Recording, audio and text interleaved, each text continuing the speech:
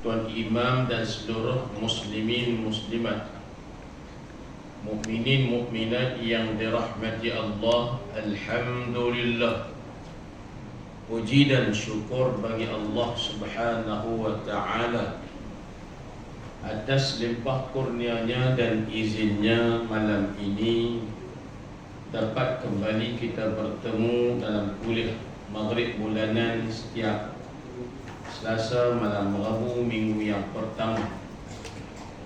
Tuan-tuan, idaman penuntut juzuk yang kedua, Jawi muka surat 52.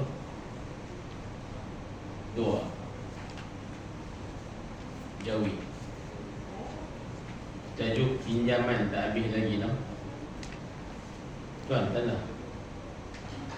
Ha? Tak mahu last. Ya, lah tamat, lah tamat. Ramai itu tamat. Disyaratkan pada peminjam. Pada okey baik.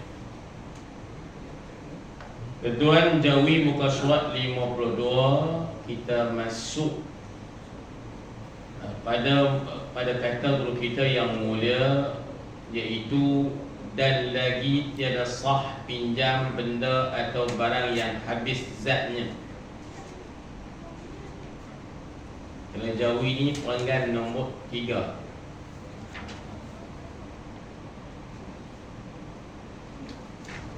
Tuan nampak macam saya tak jumpa lagi. Kita ambil sikit. Disyaratkan pada benda atau barang yang dipinjam. Tang tu.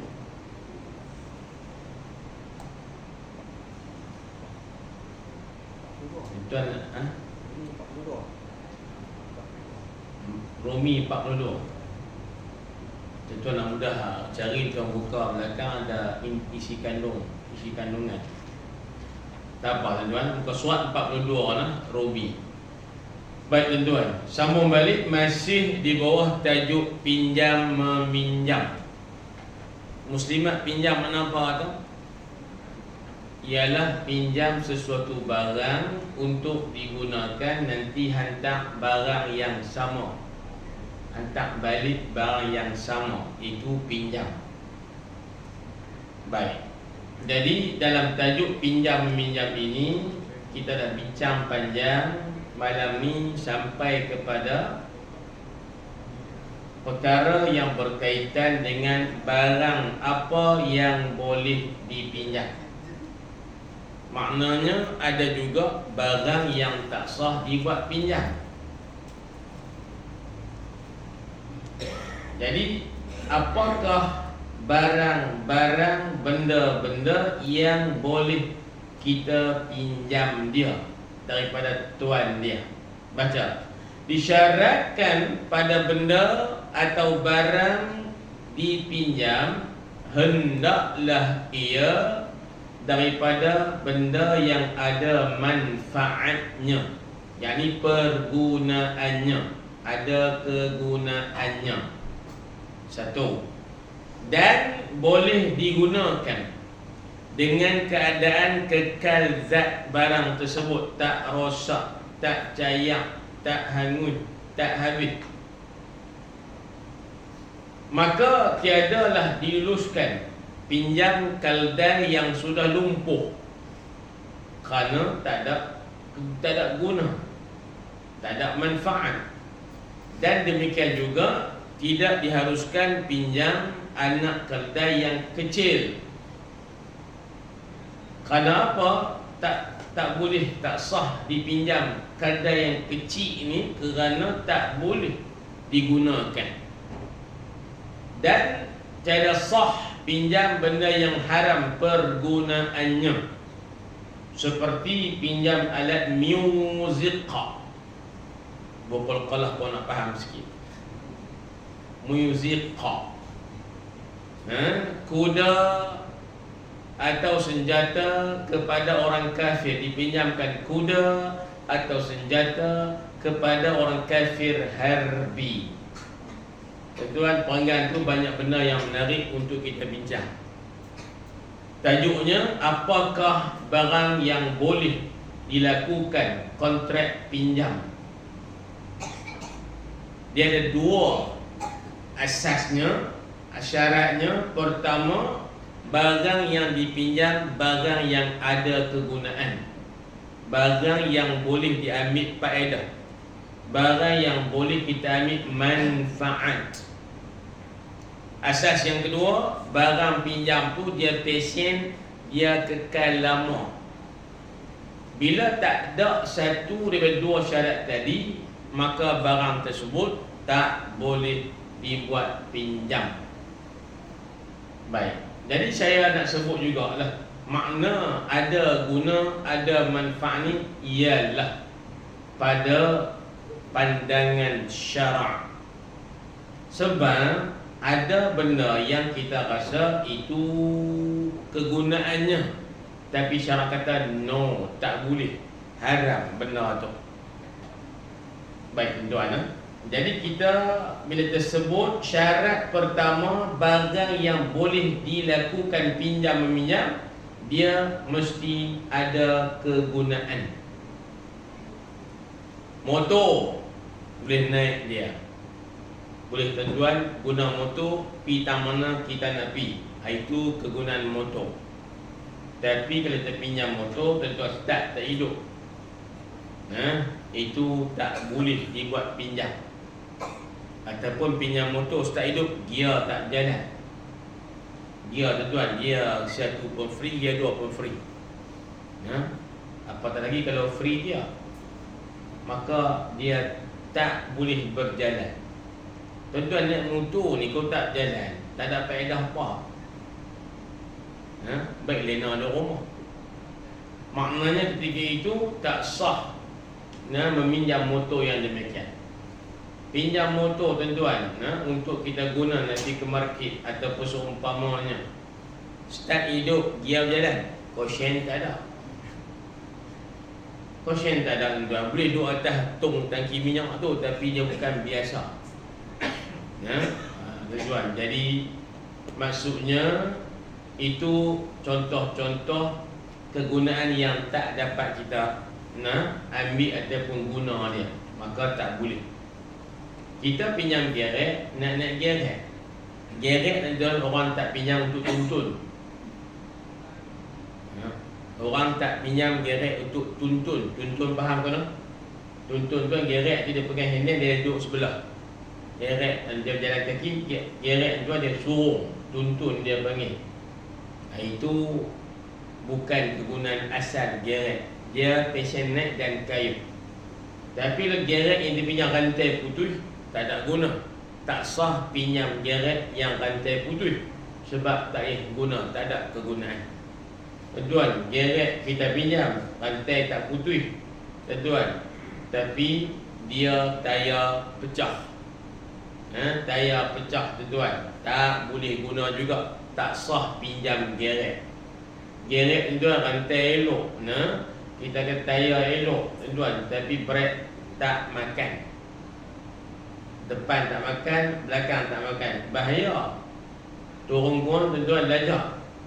Jadi masa ketika itu gerek tersebut tak boleh digunakan secara biasa, maka tak boleh pinjam gerek yang demikian.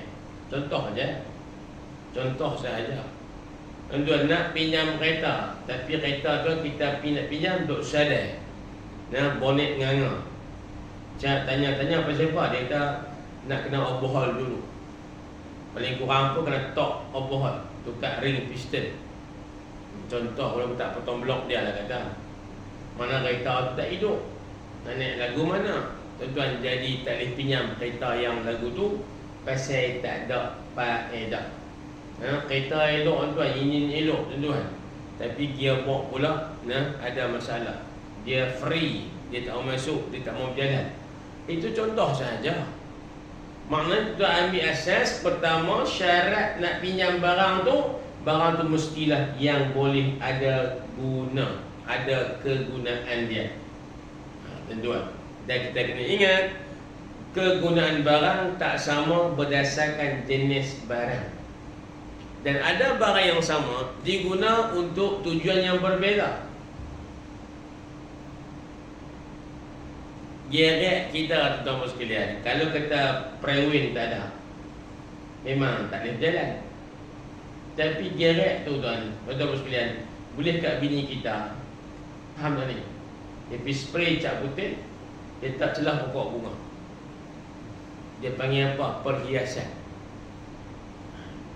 Nak naik tak boleh dah tuan, tak berjalan. Prewin tak ada. Tapi boleh bini kita sayang tak geret tu, dia pergi spray cap putih. Kalau kena tayar pun cap putih. Lepas dia tak celah pokok-pokok bunga dia tanam tu. Kita tanya abang elok tak? Dapat dia, tu elok tak? Oh geret aku. Dia cap putih habis. Maknanya satu sudut, nak naik tak ada guna. Tapi untuk je perhiasan ada guna pula. Itu tajuk lain tuan-tuan sekalian. Kok mana pun kau cap spray putih tak boleh pinjam dah, pinjam nak buat apa? Tapi nak habaq kata, kadang-kadang barang yang sama ada manfaat dengan melihat kepada kegunaan yang pelbagai. Tuan-tuan sekalian. Baik. Kemudian kita kata asas yang kedua, syarat barang itu boleh dipinjam ialah dia barang tu zatnya, fizikalnya tidak rosak, tak hangui, tak cayak, tak habis. Dia ada lagu tu mereka yang hangus pada adat itu dimaafkan. Contoh kalau orang tanya, Ustaz, boleh saya nak pinjam lilin? Syarat pertama, cukup. Ada manfaat? Ya, ada manfaat. Kita ambil lighter, kita cucuk lilin, dia nyala tuan. Cerahlah malam yang gelap. Tuan-tuan, ya ada guna. Korang nampak muka bini kita, tuan, elektrik tak ada, gelap gelita, cucuk lilin nyala, nampak tuan. Benda-benda dan seumpamanya ada faedah. Tapi lilin tak boleh kita pinjam. Kenapa? Dia jenis habis. Tuan, cucuk lilin sebatang, tuan, pagi esok, tuan, yang kata lilin habis, meja pun dia makan. Kau tak lapik dengan apa ayak apa semua lah. Nak habaq kata dia jenis habis, tak boleh. Yang kedua, nak pinjam ayak untuk minum, tak boleh. Tak boleh. Minta terus jangan pinjam. Pasal apa? Ayak memang ada manfaat. Bila kita minum terasa kenyang, hilang dahaga. Betul. Tapi ayak tu jenisnya habis. Ayak 1 liter, kita minum 1 liter, botol kosong. Maknanya jenisnya habis. Tak boleh kita pinjam ayak.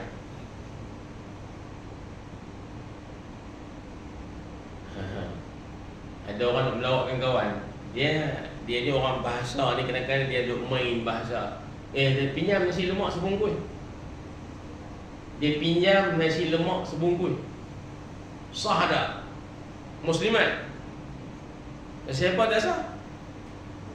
Pasal dia jenis habis. Pasal apa dia habis? Pasal dia makan lah. Okey, baik. Soalan senang, jawapan pun mudah.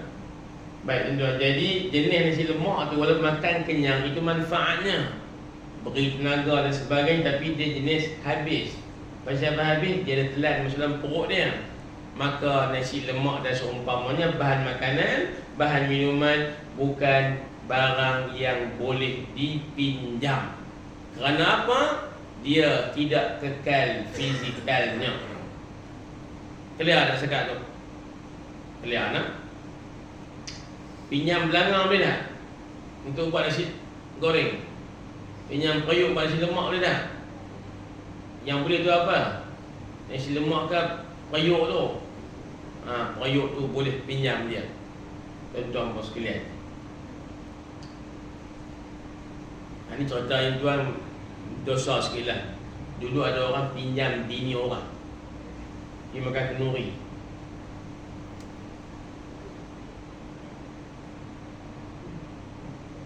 Tahu tak cerita tu? Pinjam bini.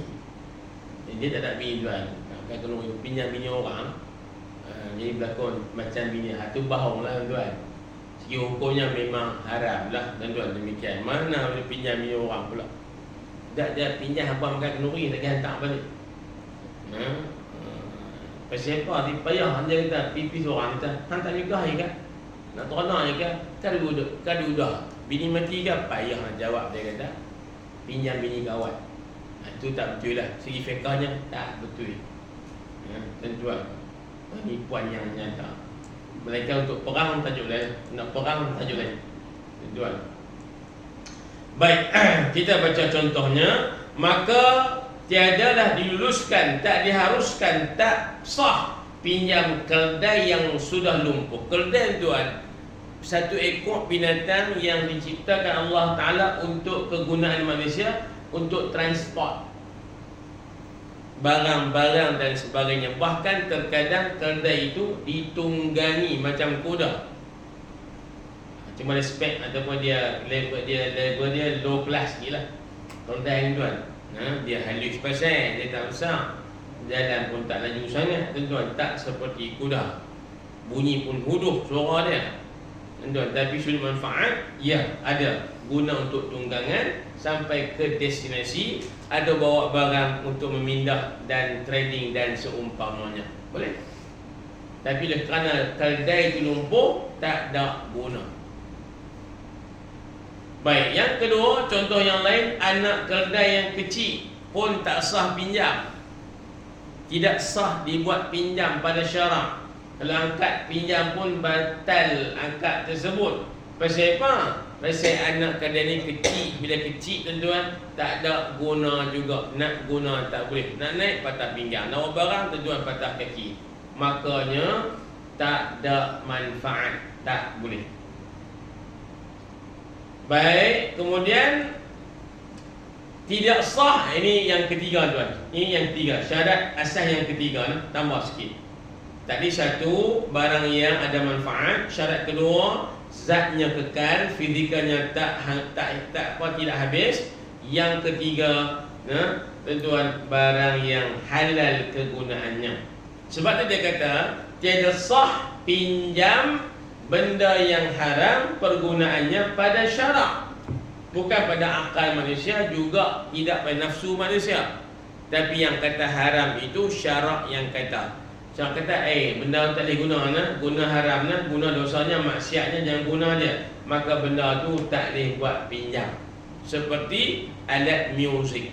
Alat muzik nombor sekalian dibahas lama dah oleh guru kita, ulama kita, tuan zaman berzaman sampailah hari ini ada perbahasan yang panjang.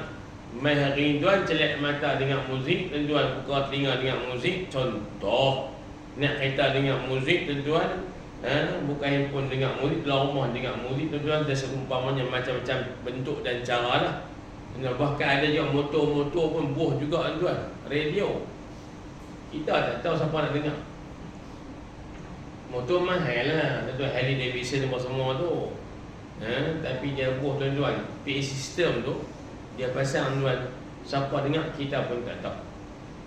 Kalau ikut dia tuan, dia asyik bawa rider tuan, Khosok rider tak dengar lagu tu, pakai helmet pula, tutup telinga, tapi dia buah juga. Tak apa saya nak habaq lagi tuan, isu muzik ni isu yang berlaku khilaf ulama padanya. Siapa boleh mengelak, bagus tuan-tuan. Tapi zaman hari ini banyak syubhat, banyak tuan-tuan sekalian perkara yang bercampur dengan muzik.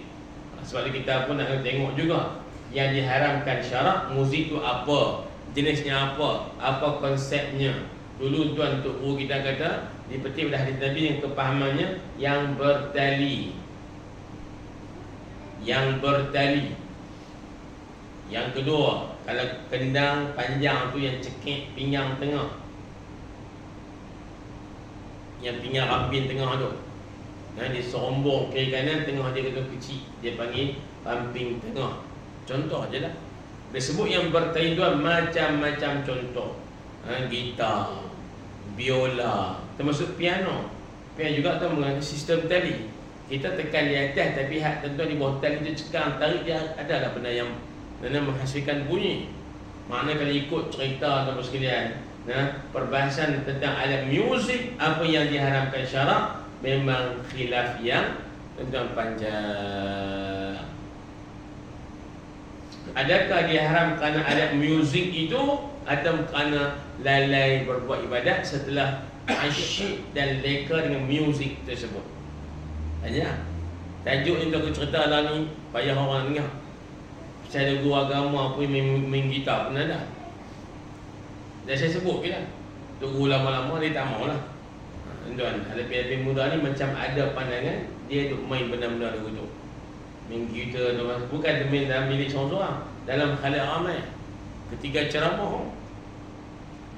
Ketika ceramah tuan, guru sebut main gitar, tapi orang tak kata apa. Masih orang meraihkan, dia kata dia adalah seorang faqih apa semua. Bermaknanya khilaf itu panjang.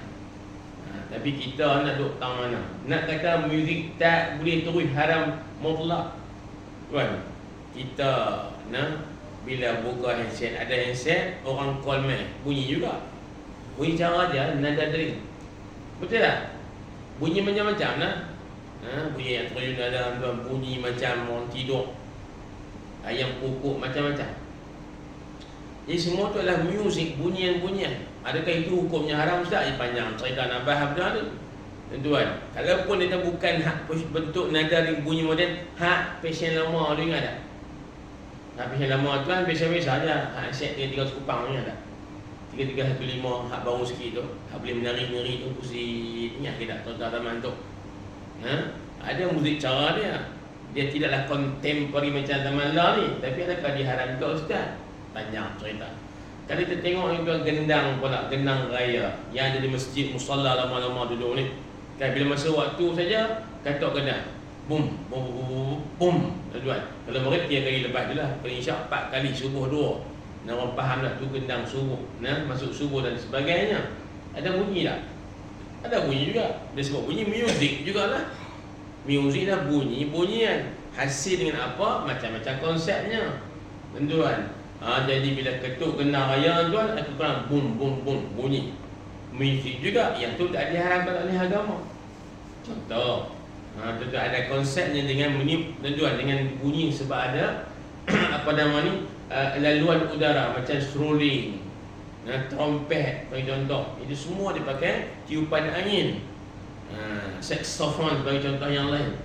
Jadi adakah diharamkan juga? Tuan, ini perbahasan yang panjang. Kalau kita duduk zaman 80-an, 90-an, guru yang ada zaman itu memang diharam mutlak. Alat muzik yang bertali ini. Tuan, bila main belakang sikit tahun-tahun 2000 ke atas, tuan, adalah pandangan-pandangan yang lain yang diceritakan dalam masyarakat kita. Maka ada yang berkata bahawa alat muzik itu yang diharamkan jika dia melalaikan kita daripada solat. Kalut min muzik, gendang atau sekalian sampai tak ambil yang subuh. Tuan, sebagai contohnya lah. Jadi melihat kepada itu, kita ambil balik tuan, maksud guru kita ni dengan kenyataan di sini, antara barang yang tak boleh dipinjam ialah alat muzik yang diharamkan menggunakannya pada syarak. Tuan, ikut pandangan mazhab kita Syafi'i. Faham tuan? Baik. Habis yang boleh ustaz, ada zaman Nabi kompang, gendang, rebana ubi, tuan. Boleh. Lah tuan canggih lagi lah ni. Kecil dia macam tuan, apa nama tu, pengayak tepung je. Besar tu je, macam kompang tu, kecil pengayak tepung pun tahu kan?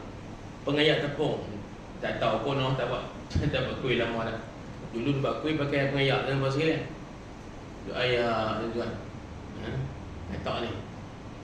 Lepas tu yang tak lepas lubang tu, cara tu dia kasang sikit lah. Buh dalam, numbuk pula atau kisah pula, ayak pula. Hak pengayak dalam saiz dia tu, lah ni ada satu alat muzik, hanya dengan katok sikit tuan. Sikit kan. Dia punya cukup clear, lebih kuat pada gendang dan seumpamanya ataupun kompang sebagainya. Canggih. Ketuk sikit kan, dia pakai elektrik dan apa sekalian. Orang tanya ustaz, tu muzik main ke mana? Bunyi cukup canggih, manggih. Tapi bunyi tu sistemnya main ke mana? Kita tempus sikit je. Bum. Bum. Dengar pun sedap. Tapi dia bunyi tu main ke mana? Bertali ke? Tak nampak tali pun. hanya pakai tuan tenaga elektrik membantu bunyian tadi. Dia proses sistem pula ECU dia ataupun panggil apa tuan apa yang berkaitan dengan modul dia, maka keluarlah bunyi. Yang tu ustaz kok mana haram ke dah? Panjang cerita.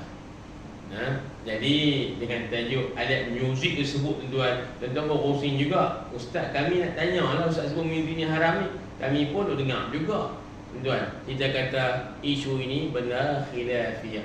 Hak yang berkata tuan haram pun terkadang terpaksa ada muzik pada tekah-tekah tuan keadaan. Kita ni kucing jam loceng lah, dia jam isu takut tak jaga subuh. Lelaki pesan kat bini malam Jumaat. Tadi subuh lewat dia dah pukul apa? Lah subuh 6.26. Hang kunci pukul 6 lah. Bini berkunci lah jam loceng tu. Sampai pukul 6, kering. Betul tak? Dia pun jaga. Oh terima kasihlah kerana jam loceng ni bunyi. Jaga juga sebelum subuh dan buat tahajud apa nama. Maknanya bunyi tuan nada dering dengan jam loceng itu adakah dikatakan haram juga? Panjang cerita. Tuan dulu masjid ada jam yang jenis hayun, tadi ingat tak? Dulu kalau jam dinding tu besar dah jam. Dia ada hayunan, ingat tak? Itu dulu kalau kita sebut main dari England orang saya. Dulu orang tuan main England orang mak dulu ni. Saya ingat tentang cerita orang lama-lama. Saya pergi teng pukul 12 kali. Bunyi juga dalam masjid pula tu. Jadi nak habaq kata adakah itu termasuk dalam kategori muzik yang haram? Khilaf ulama. Jadi bila lagu tu keadaannya, kita ni duduk tang mana ustaz? Duduk tang keadaan kita kata biar muzik itu pertama ambil muzik yang memang sepakat kata tak haram. Gendang, kompang, tuan, rebana ubi, tuan. Gendang ni rupanya gendang macam-macam juga, macam-macam. Baik. Maka kalau yang ada khilaf itu kita rasa okey ataupun tak okey, tuan eloknya orang beriman bila nak beramal, amal dengan benda yang dia rasa halal. Kalau benda tu halal pada pendapat orang lain, tapi dia kata ish aku tak sedap lah, macam tak halal je, sila elakkan. Kerana kita ni diwajibkan mengelak buat yang halal jika kita berasa tak halal. Faham kan? Tuan. Jadi ada muzik ni kita buka doa-doa dalam hari ni untuk sahabat cara faham yang atau 80 hari itu ni. Kan dengan pandangan satu ayat saja orang kata ish zaman lah tak ada kot benar mereka semua ada muzik. Ustaz cakap dia pun kata bunyi tu dia muzik dah tu ada nada. Dia kata ada apa tu?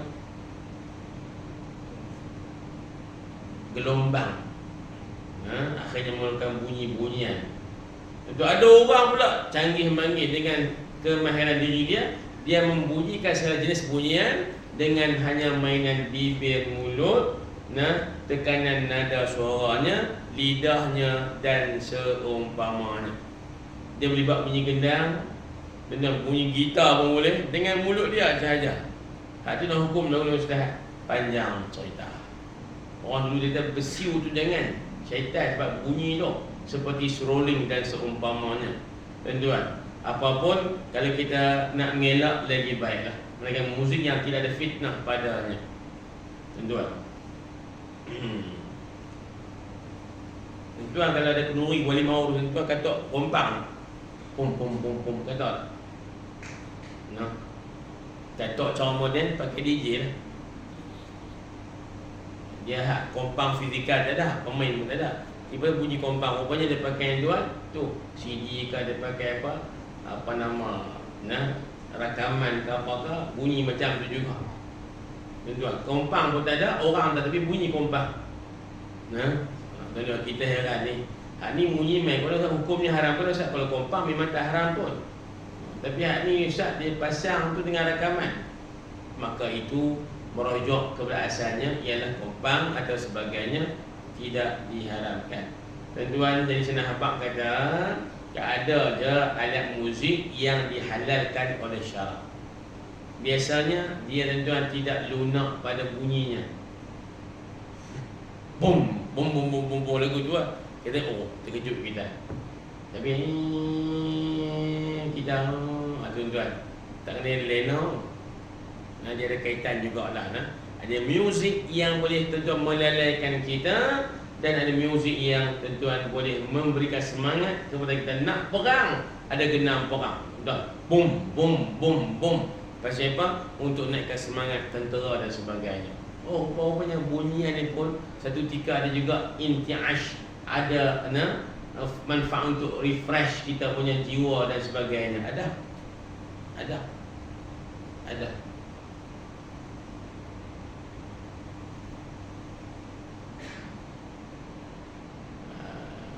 Tapi tak ada pun ada orang belah kita pinjam kita jiran sebelah ada. Tak ada pun. Cerita ada benda yang mungkin tak berlaku, tapi hukumnya demikian. Bagi saya, kalau kita sibuk dengan benda yang lain tuan, muzik pun tak nak main ikut. Dengar tu berangkai lah tuan, dengan bentuk yang pelbagai, tapi nak main gitar. Contoh saya nak beli awal sebab nak pergi main gitar, tak ada pun. Dan malam untuk kita yang ada banyak kerja, hakuan tak ada kerja tu tak boleh, atau kau memang cari makan lagu tu, itu hak dia tuan. Tapi kita ni rasa benda bukan benda yang adat, bukan benda jadi mainan kita. Kita hanya pengguna sahaja, pendengar saja, bukan pemain. Baik tuan-tuan, ataupun dia kata tak boleh, bahkan tidak sah meminjamkan kuda ataupun senjata kepada orang kafir harbi. Orang kafir yang dalam hatinya kira nak pegang orang Islam. Contoh mudah tuan nampak sehari dua ni, bahkan lama dah, Israel lah.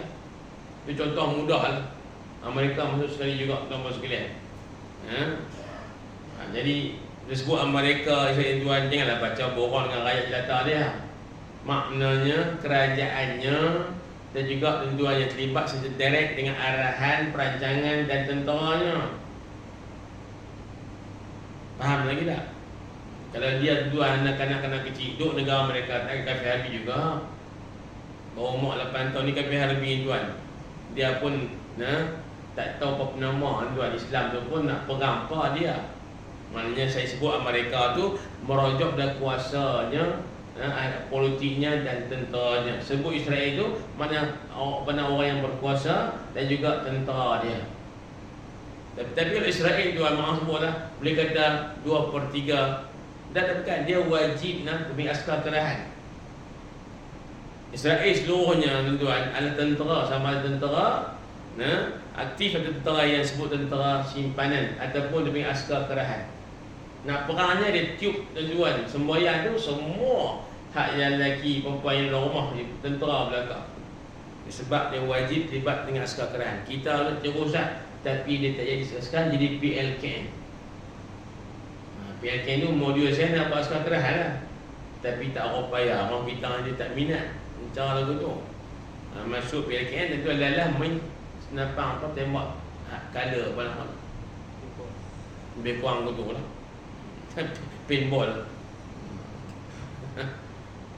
Thailand askar kerahan. Singapura ya. Cuba tengok negara maju tuan. Negara maju ni bila dia kuat ekonominya, dia hanya tidak tumpu pada orang kata apa ni, bisnes dagangan seumpam, tapi ketenteraan dia cukup beri keutamaan.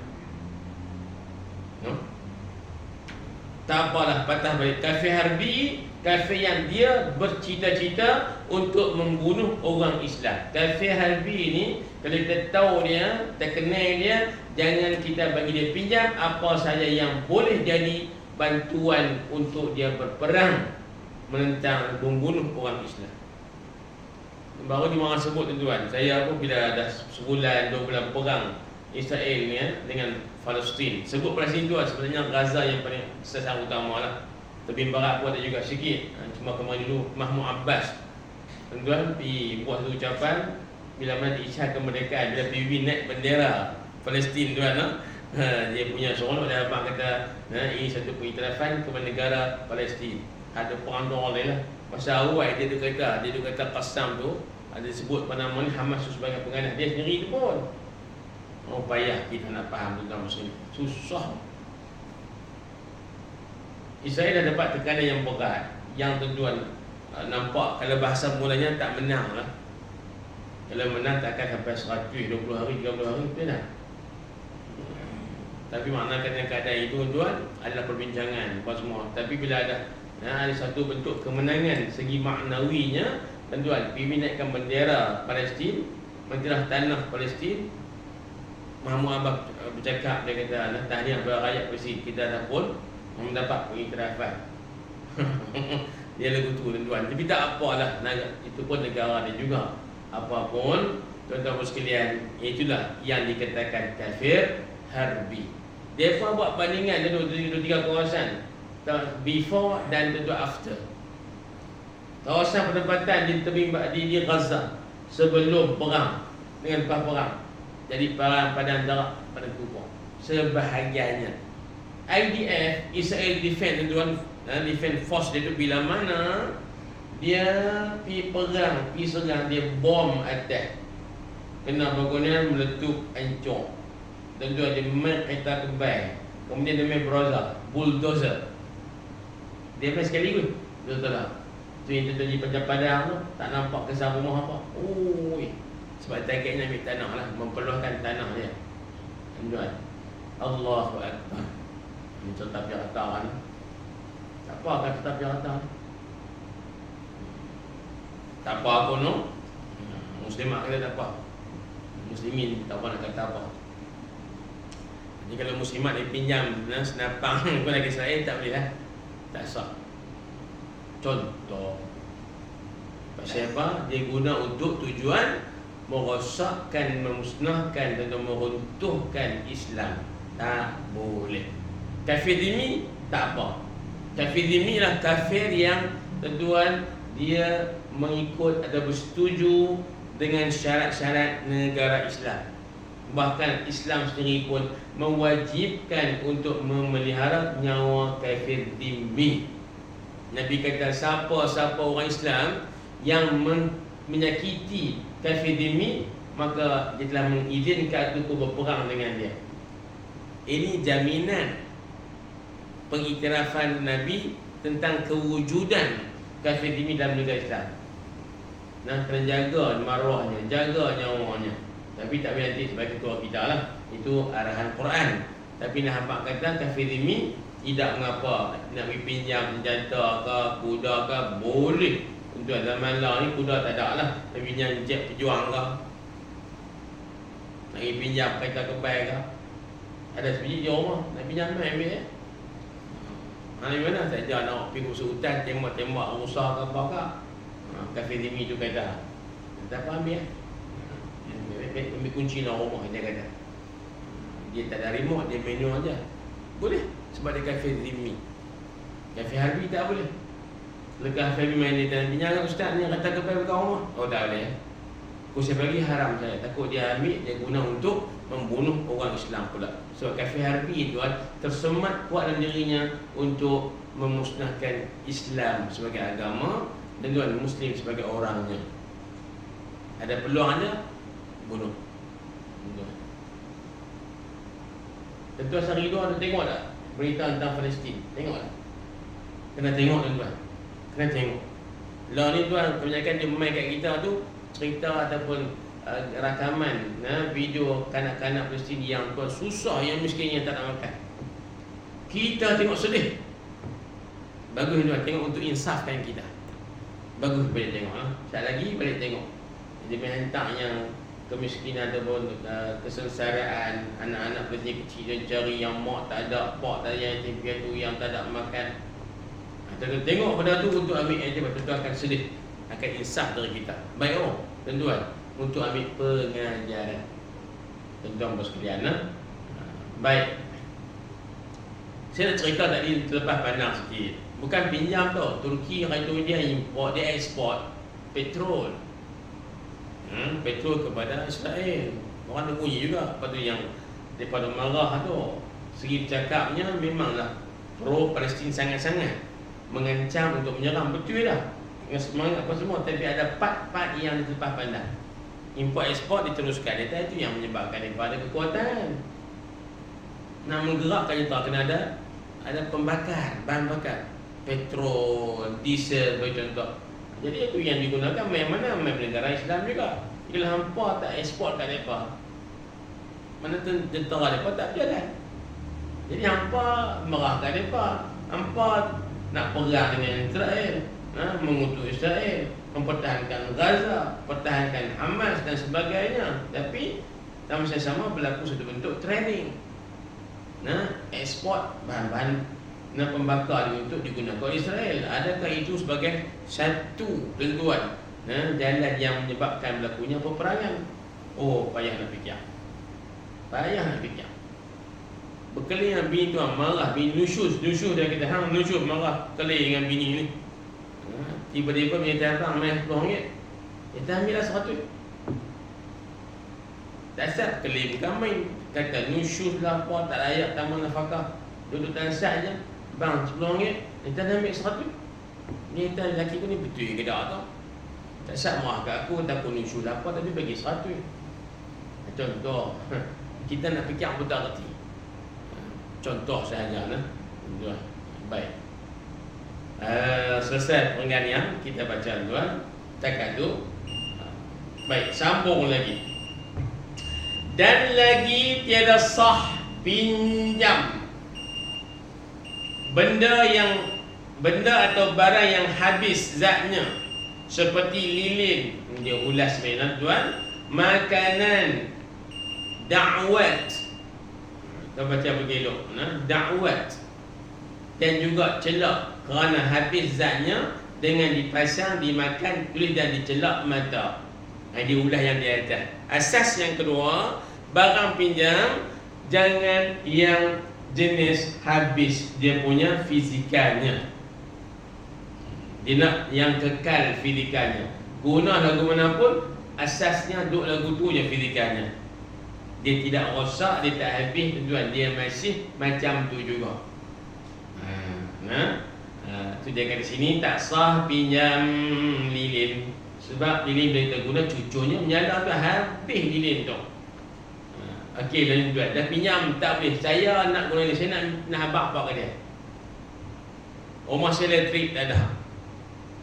Saya nak ambil lilin jalan sebelah. Pinjam tak boleh. Sebab pinjam ni nak hantar beli benda yang sama. Lilin jenis habis, fizikalnya. So saya nak kata apa kat jalan sebelah, nak ambil lilin nak guna ni.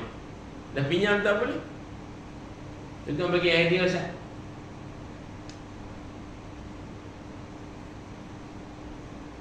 Orang belah kanan je lah. Bila nak pinjam tak boleh sebab fizikalnya habis. Sebab asas pinjam, lepas guna hantar balik barang yang sama. Pinjam motor, lepas guna hantar balik motor yang sama, tu pinjam. Tapi bila barang jenis habis, nak hantar apa bernama. So barang yang jenis habis, fizikalnya tak boleh kita pinjam. Tapi saya nak kena guna lilin. Rumah saya tidak, saya nak ambil lilin jalan sebelah, nak pinjam tak boleh. Nak beli, dia bukan kedai. Nak hutang, tak boleh juga, kena bayar balik. Contoh, apa tuan-tuan, bagi saya idea. Muslimat yang lebih tahu benar. Faham soalan saya? Tuan cadang saya nak guna kaedah apa? Saya ni nak ambil lilin jalan sebelah untuk saya guna rumah saya yang tak ada karan. Nak pinjam tak boleh lilin sebab dia jenis habis fizikalnya. Saya nak guna kaedah apa? Minta. Bila minta tu atas makna apa? Ada orang tanya, minta pinjam Ustaz? Minta agak pinjam. Anak minta tu apa? Minta sedekah. Okey, cadangan pertama tadi minta lah. Yang kedua sedekah. Yang ketiga?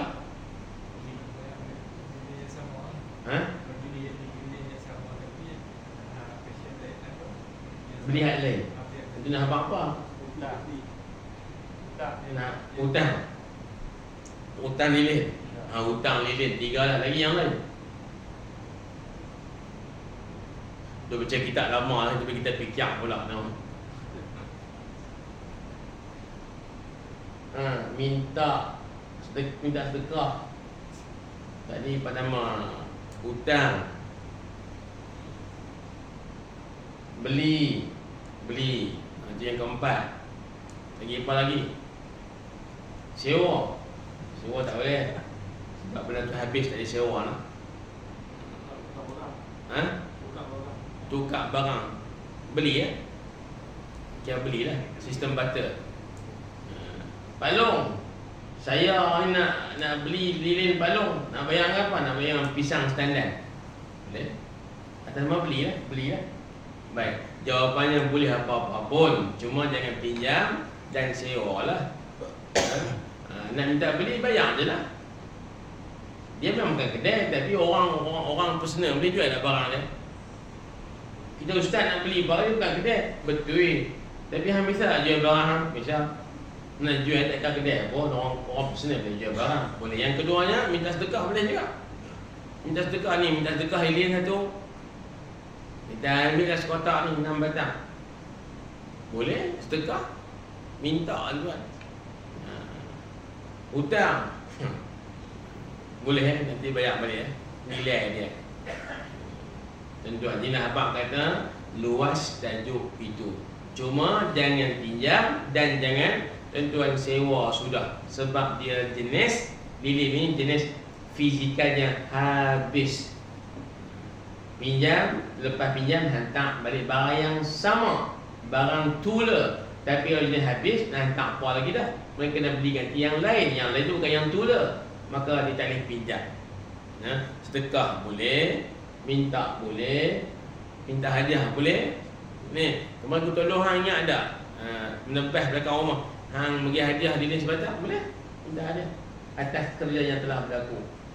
Dan seumpamanya. Baik, kata tuan kira otak clear atau tu. Jawapan dia otak clear. Baik, demikian juga kita makanan, minuman semua tak boleh dipinjamkan. Pinjam minit sebotol tak boleh. Tuan, dipinjam. Sebab minuman ni dia jenis habis diminum. Tapi pinjam cawan boleh tak? Pinjam cawan, pinjam kolej, pinjam mak, pinjam jam boleh? Tak apa, sebab yang tu dia tak habis. Tuan-tuan. Kemudian lagi makanan. Pinjam nasi Arab. Pinjam nasi Arab. Tuan-tuan pergi Hadramaut beberapa pekan dan setang tu, masuk hotel ni, saya nak pinjam nasi mendi kambing setalam untuk 6 orang makan. Tuan-tuan, agak dia nak kata apa? Agak-agak dia nak kata apa? Kita boleh, tapi hang jangan makan. Pasal pinjam kena hantar balik benda yang sama. Dan nasi dia pun salah, kena hantar salah tu balik. Hak tular juga, makan pun tak boleh. Itu semua kata tak dapat edah. Mana tak boleh pinjam bahan makanan. Sebab dia jenis habis, dia punya fizikal. Baik, kemudian dia kata dakwat pen. Tuan-tuan, dakwat pen. Lalu ni ada dakwat pen yang boleh di refill balik. Tentu ada pen-pen yang kita untuk tanda tangan kan, ball pen ke apa sebagai contoh, yang kita boleh tukar, kita boleh refill balik dia punya dakwat dia. Kita pun pinjamlah pen kalau kita ball pen sebagai contoh, atau apa juga pen lah. Bila kita guna habis dakwat dia. Kerana pen tu dia mahal, kita boleh refill balik dakwat tu. Adakah itu masih namanya pinjam? Batang pen yang sama, cuma dakwat yang kita refill balik. Itu pinjam ke bukan? Jawapannya bukan juga. Pasal apa bukan? Pasal dakwat asal tetap habis. Yang kita hantar itu kita ganti lain. Bila ganti lain, itu konsep pinjam. Cuma walaupun batangnya sama, tapi dakwat yang lain, tuan-tuan, itu dia tak kata pinjam, dia kata minta guna. Contoh lagi, kalau barang yang kita passion habis-habis ni, tuan-tuan dah minta sikit, minta guna, minta nak makan, abang aku terus nak. Dia bagi pun dia tak fikir nak minta duit boleh lah. Kalau kata nak jadi apa, dia tak minta sebab dia bagi halal gitu je. minta. Itu dah tuan-tuan bos sekalian. Dan juga celak mata pun tak dipinjam. Telefon tuan dua asal-asal habis tinggal hulu nak pegang tak lepas. Hak lain mata berita ambil dah. Tuan-tuan maksud saya pasal jenis habis. Selesai tuan-tuan tentang barang yang boleh dipinjam ataupun tidak boleh dipinjam. Dua perenggan kita baca selesai malam ni, tajuk berkaitan dengan pinjam meminjam. Saya rasa nak baca setakat tu tuan muslim. Dah ada kalut sikit macam-macam lah. Macam-macam urusan jugalah. Hari dah nak kata kecil tu jangan dilambat sikit dah. Nak kena berhenti awal. Maksud saya nak berhenti awal. Saya nampak macam-macam lah. Banyak urusan nak kata kecil sikit. Itu semua hujah-hujah tambahan. Baik.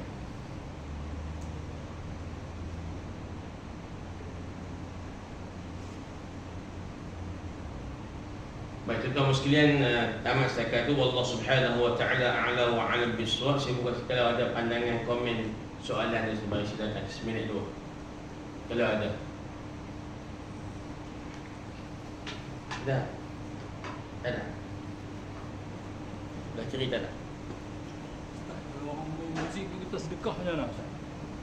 Baik, tuan tanya orang main muzik kita sedekah duit kepada seumpamanya lah kepada dia. Lagu mana? Ni saya kata perbahasan tu panjang.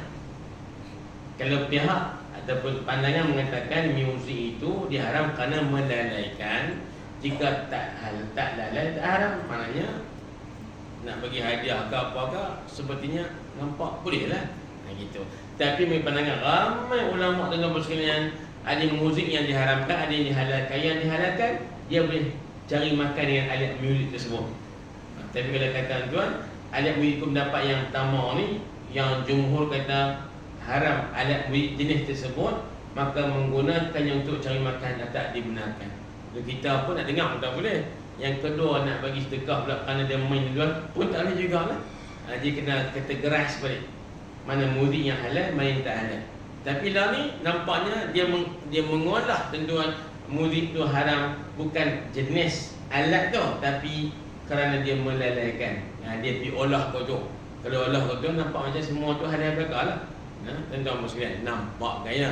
Tapi tuan-tuan jangan kita bermudah-mudah tajuk ini kerana kita dah terbukti tuan dengan pengalaman kita dengan muzik yang banyak kita pun jadi ghalib. Perasan tak? Bila muzik dikatakan haram ni, tuan-tuan pada kebanyakan ulama yang halal okey lah.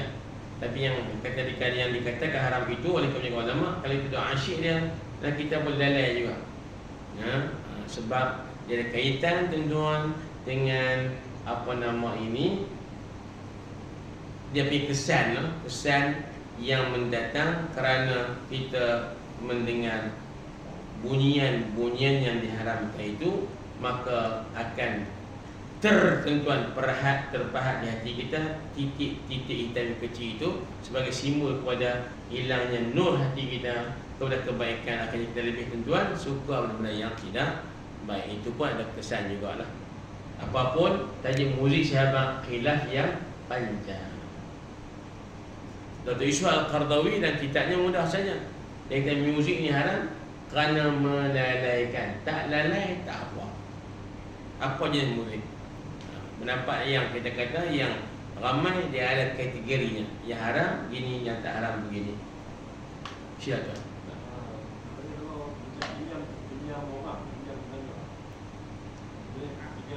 Baik. Dia ada satu isu dulu ni ada orang pesen usung rumah, pindah rumah, ingat tak? Dia buat tapak rumah dia, rumah yang pesen rumah kayu tingkat atas tu, dia nyetak atas pelapis dia, atas pelapis tu kan. Jadi bila mai kawasan tu mungkin orang nak ambil ke tanah rizak ke ataupun apa pasal tuan, dia nak ubah angin ke, dia nak ubah tapak tu ke tempat yang baru. Jadi bahasanya, petang esok kita ambil gotong royong sikit, nak pindah rumah saya. nak ubah tapak baru, contoh mai dah satu kampung. Dia cakap nak pinjam tenaga hampa Ustaz, nak pinjam tenaga hampa Ustaz. Dia kata, hang cakap apa nak pinjam, bukan boleh bagi baik tenaga kami. Betul lah dia kata tu, tapi istilah tu walaupun sebut pinjam, maknanya minta tolong, minta tabarruk, sumbangan tenaga hampa. Lebih kurang betul lah. Kalau free lah, dia tetap free juga awaknya. Aku bayar juga. Habis tu bayar dengan apa? Dia kata nak ubah kaca dengan roti 4 segi. Dan zaman tu tahun 40-an, usung rumah tu sekalian. Tu roti 4 segi dengan bubuk kacang hijau lah. Dia bahasanya apapun, kalau dia tak bayar, tetap namanya sumbangan tenaga.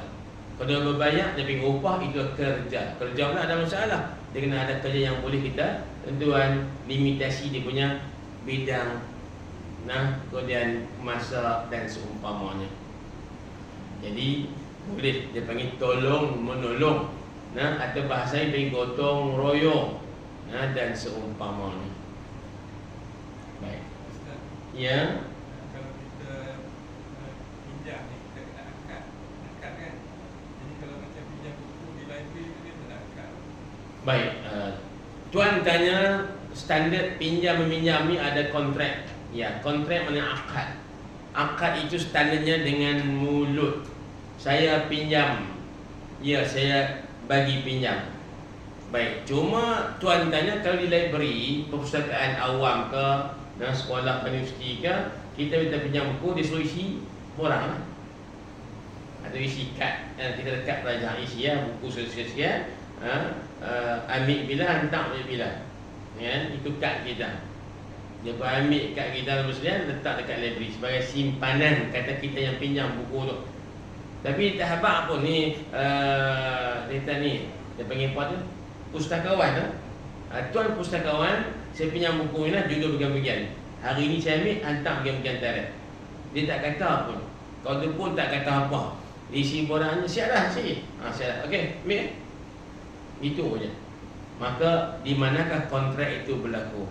Jawapannya hari ini tuan, kita melihat keluasan fiqh, melihat kontrak itu diterjemah dalam bentuk catatan ataupun black and white. Kita baca sahaja tuan, kita tulis atau kita apa-apa, kita seperti kita sedang berkontrak secara lisan. Tapi ada benda yang tak boleh dengan tulisan black and white ni. Mesti ada sebutan, iaitu akad nikah. Akad nikah tak boleh, tak boleh. Dia tak boleh kena bunyi juga. Mereka orang yang bisu tajuk lain lah. Dia tulis tak kertas, aku nikahkan nikah. Letak kertas ni, dia pun surah. Waktu baca, okey, dia faham, dia tulis balik, aku terima nikahnya. Tak sah. Sebab bab nikah ni, bab kemaluan ni, bab keturunan ni, maruah dia berat sikit, dia ketat sedikit. Apa-apa ikut mazhab Syafi'i Hasan, setiap akad dengan lafaz, aku pinjam, aku beli, aku jual, aku hibah, supaya nak memahamkan apa bentuk kontrak kita. Tapi diperluaskan kontrak tersebut dalam bentuk penulisan. Tuan, tuan pergi ke bank, beli kereta ke sewa kereta, tuan bisa angkat tak surat lisan? Tanya apa lah. Tuan pergi ke bank tu, sign agreement tu, bukan agreement beli kereta lah. Abang saya siap. Tuan bisa agreement sewa kereta je. Bila yang beli tu, hak bulan akhir, payment akhir tu, tentang bulan tu dia baru jual kat kita atas perjanjian. Lepas kita pergi, dia kata bro, kau beli ni, duit banyak lah. Apa dia kata, duit dah, kalau dia pergi kubur, belilah kereta, buat dia pinjam, sewa je. Kereta tu bank punya. Tapi segi bahasa kita sebut, beli je. Tak apa tajuk tu lah. Mana kita pergi ke bank, sign agreement je. Baca, yang penting orang kita ni tengok interest. Orang kita beli kereta tu kan, kalau beli rumah dengan interest. Interest berapa? Interest berapa? Dia kan interest, kami nak full loan lah tu. Yang pertama full loan, yang kedua interest berapa? Interest tu lari 0.2 je. Tak jadi di bank lah, dia rendah sikit. 0.2, aku kira dalam bentuk duit, berapa duit ni, berapa persen ni. Itu berapa sen Ustaz? Kalau setahun tak kira. Kalau 2 sen sebulan, setahun berapa? Ya, setahun ada 2 ringgit 2 orang. Banyak apa? Tak dengan 9, 18 ringgit. Dia fikir betul kalau tu payah kau. Tapi tak apalah tuan. Jadi ada akad-akad yang kita telah pun termeterai secara black and white, tapi tak tersebut oleh lisan kita. Hari itu kita pergi kedai, pergi beli barang di kedai, sebut saya beli, saya jual. Sebut tak? Ikhlas jawab. Tak, jujur. Jujur dan jawab. Ni saya lagi ni bini tuan pesan apa suruh beli apa ni. Singgahlah kedai. Ni buat jamak kau tak? Kau bincang kentang tu, dia habis stok di rumah. Bini wahabak ni dia belecak juga. Enggak ambil barang-barang. Kira apa duit? 15. Mahal no? Mahal no dia kata. Tak mahal apa cukai 8 dah 10 dah 6 dia 8. Dia kedai habak lah aku tak tahu.